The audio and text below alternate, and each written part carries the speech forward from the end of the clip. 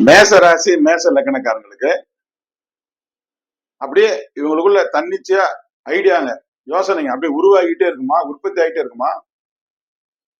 அப்படியே கவிஞர்களுக்கு எப்படி கற்பனை வருதோ அது மாதிரி இவங்களுக்கு வந்து யோசனைங்க உருவாகிட்டே இருக்குமா. அதே மாதிரி ஆசைகளும் உற்பத்தி ஆகிட்டே இருக்குமா.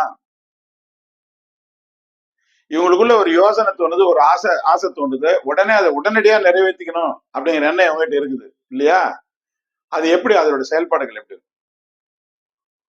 ஆமா, இவங்ககிட்ட தன்னிச்சையான யோசனைகள் உருவாகிக்கிட்டே இருக்கும். நான் ஸ்டாப்பா அது உருவாகும், ஸ்பான்டேனியஸா உருவாயிட்டே இருக்கும். அப்படியே உருவாயிட்டே இருக்கும். யோசனைகளும் ஆசைகளும் உருவாயிட்டே இருக்கும். அந்த தன்னிச்சையான ஆசைகள் உற்பத்தி ஆகிட்டே இருக்கும் இல்லையா.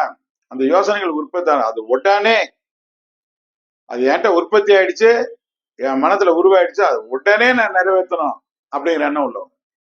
அதுக்கு காத்திருக்க மாட்டாங்க, உடனே நிறைவேற்றணும்.